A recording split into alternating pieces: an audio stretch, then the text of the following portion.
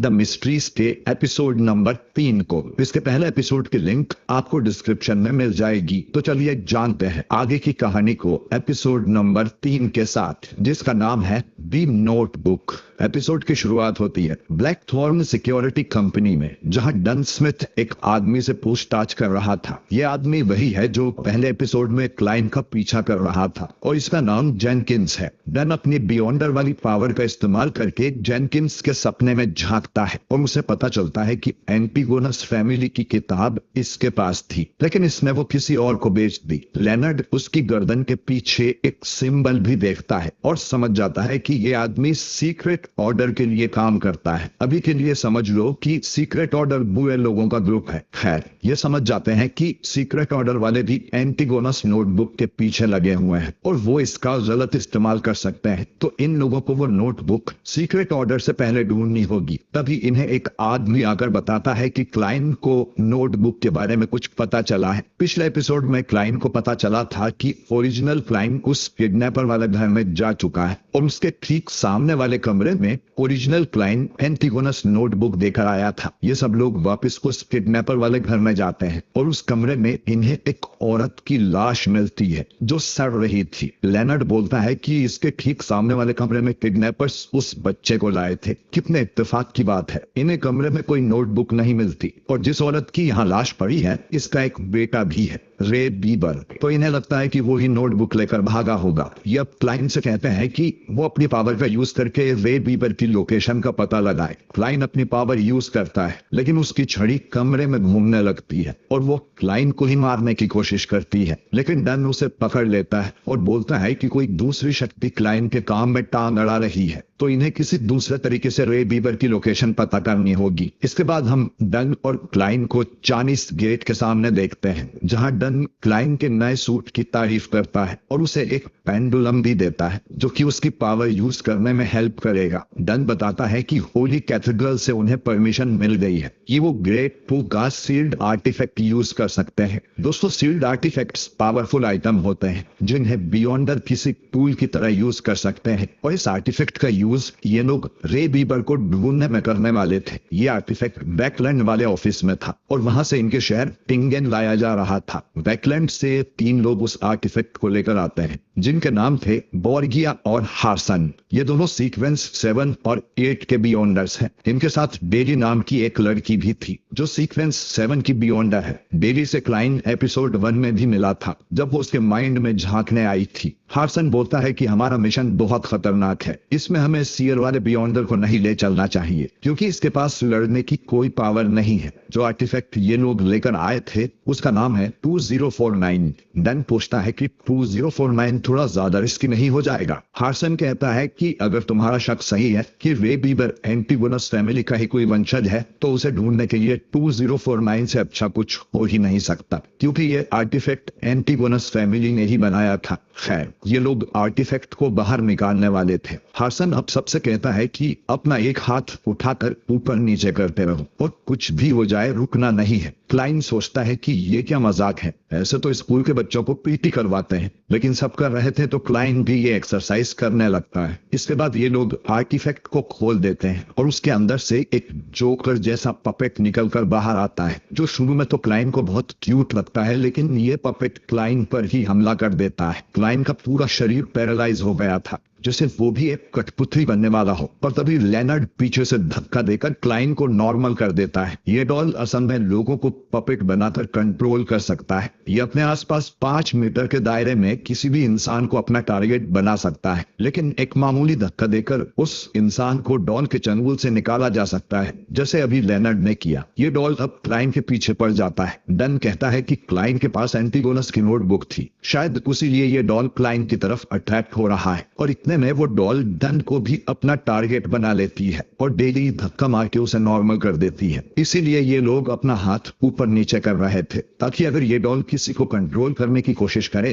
तो बाकी लोगों को पता चल जाए और वो धक्का मार के उसे बचा ले। लेनर्ड अब डॉल के सामने रे बीबर का कोट पटक देता है, जिसे देख ये डॉन गुस्सा हो जाता है और ये बात कंफर्म हो जाती है कि रे बीबर एंटिगोनस फैमिली का वंशज है और ये उसकी लोकेशन तक इन्हें ले जा सकता है। ये लोग अब बाहर निकल जाते हैं और बाहर भी ये लोग अपना हाथ ऊपर नीचे कर रहे थे, जिससे क्लाइन को बहुत शर्म आ रही थी। दूसरी तरफ रे बीबर को हम एक पुराने से वेयर हाउस में देखते हैं, जहां वो एंटिगोनस नोटबुक की पावर को अपने अंदर एब्जॉर्ब करने की कोशिश कर रहा था, जिसके लिए वो एक रिचुअल भी परफॉर्म करता है और नोटबुक को अपने पेट के अंदर समा लेता है। लेकिन कुछ गड़बड़ हो जाती है और वो एक मॉन्स्टर जैसा बनने लगता है। तभी यहाँ पर एक जोकर आता है और इसे भी हमने पहले एपिसोड में देखा था। ये जोकर भी सीक्रेट ऑर्डर का हिस्सा है और यहाँ नोटबुक लेने आया था, पर वो नोटबुक तो रे बीबर ने अपने पेट में डाल ली थी। तभी वो देखता है कि डन और बाकी नाइट हॉक्स भी यहाँ आ गए हैं, जिन्हें देखकर ये जोकर खुश हो जाता है। डन और बाकी लोग यहाँ उस डॉल के जरिए आए थे। क्लाइन अपनी पावर का इस्तेमाल कर बताता है कि उस वेयर हाउस में कुछ तो खतरनाक है। तभी उसका दरवाजा खुलता है और उसमें से एक बड़ा मॉन्स्टर बाहर आता है, जो कि रे बीबर ही था। अब क्लाइन को छोड़कर बाकी सब बियॉन्डर उससे लड़ने लगते हैं। लेनर्ड अपनी पोएम सुनाकर उसे सुलाने की कोशिश करता है, पर मॉन्स्टर पे उसका असर नहीं होता। डन बेरी से कहता है कि इसकी कमजोरी का पता लगाओ, ये मर चुका है और उस नोटबुक के कंट्रोल में है।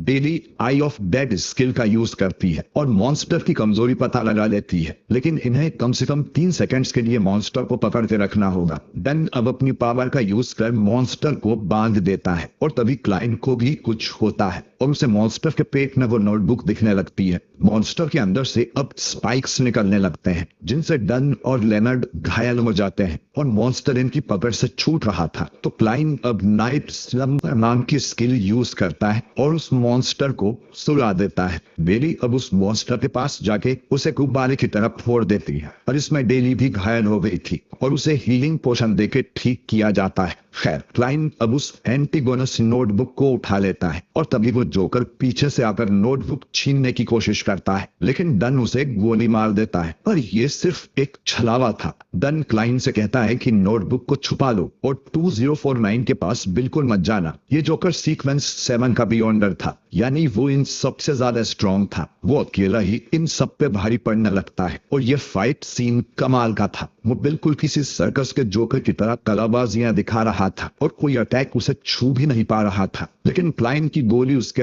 पेट में लग जाती है। पर वो जोकर उस घाव को अपने पेट से अपने हाथ में ट्रांसफर कर लेता है। इसके बाद वो सब कुछ चकमा देते हुए 2049 का बॉक्स खोलकर उसे आजाद कर देता है, जो बाहर आते ही सबको फ्रीज कर देता है और उन्हें पपेट बनाने लगता है। वैसे तो वो एक साथ 2 लोगों को ही कंट्रोल कर सकता है, लेकिन एंटिगोनस नोटबुक की वजह से उसकी पावर और भी बढ़ गई थी। क्लाइन सोचता है कि उसे कोई एक्सटर्नल फोर्स चाहिए जो उसे आजाद कर सके। वो अब अपने रिचुअल वाले मंत्र पढ़कर ग्रे फॉग वाली दुनिया में चला जाता है, जिससे वो पपेट के कंट्रोल से बाहर आ गया था। क्लाइन अब वापस असली दुनिया में जाता है और ऐसा नाटक करता है कि वो तो अब भी पपेट के कंट्रोल में है। वो जोकर अब क्लाइन के पास आता है और उससे कहता है कि वो नोटबुक मुझे दे दो, बदले में मैं तुम्हें आजाद कर दूंगा। क्लाइन को छोड़कर बाकी सब लोग बेहोश हो गए थे, पर हम देखते हैं कि लेनर्ड भी अपनी शैडो की वजह से जाग गया था। खैर, ये जोकर भी सीयर पाथवे का बियॉन्डर है, बिल्कुल क्लाइन की तरह। क्लाइन सीक्वेंस 9 पर है और ये जोकर सीक्वेंस 7 पर है। ये क्लाइन को उसके अगले सीक्वेंस यानी 8 का नाम भी बताता है, जो है क्लाउन, और ये बात अभी तक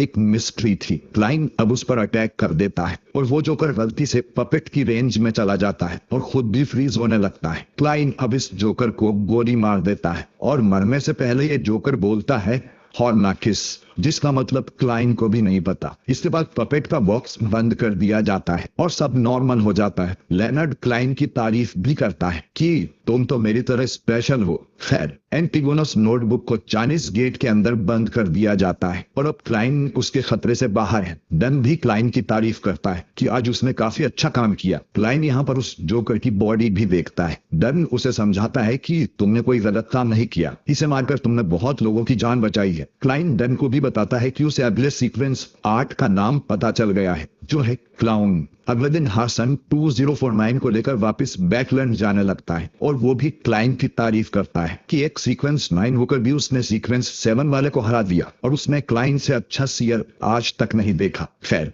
ये लोग यहाँ से चले जाते हैं और डन क्लाइंट को भी घर जाके आराम करने को बोलता है। क्लाइंट को तभी महसूस होता है कि उसका पोषण डाइजेस्ट हो गया है, जबकि नॉर्मली एक पोषण को डाइजेस्ट करने में 1-2 साल भी लग जाते हैं। क्लाइंट को जानना था कि हॉर्नाकिस शब्द का मतलब क्या है, तो वो अपनी यूनिवर्सिटी के एक हिस्ट्री टीचर से मिलने जाता है जिसका नाम मिस्टर एजिक है। एजिक बोलता है कि उसे भी इस शब्द के बारे में ज्यादा कुछ नहीं पता है। क्लाइंट ने एजिक को नहीं बताया था कि वो एक बियॉन्डर बन गया है और एजिक उसे समझाता है कि वो थोड़ा संभाल कर रहा है। क्लाइंट यहाँ से चला जाता है और हम देखते हैं कि एजिक कोई मामूली टीचर नहीं है, उसके शैडो में से एक स्केलेटन बाहर निकल कर आता है और यह एपिसोड यहीं पर एंड हो जाता है। इस बारे में भी हम आगे जानेंगे। तो दोस्तों, ये एपिसोड आपको कैसा लगा? अब देखो, इन एपिसोड्स की पेसिंग्स बहुत ज्यादा तेज है, यानी सब कुछ बहुत जल्दी जल्दी हो रहा था जिससे लोग समझ ही नहीं पा रहे थे कि इस एनिमे के अंदर चल क्या रहा है। इसका कारण है कि स्टूडियो को डेडलाइन दी गई थी कि उन्हें ये जोकर वाली फाइट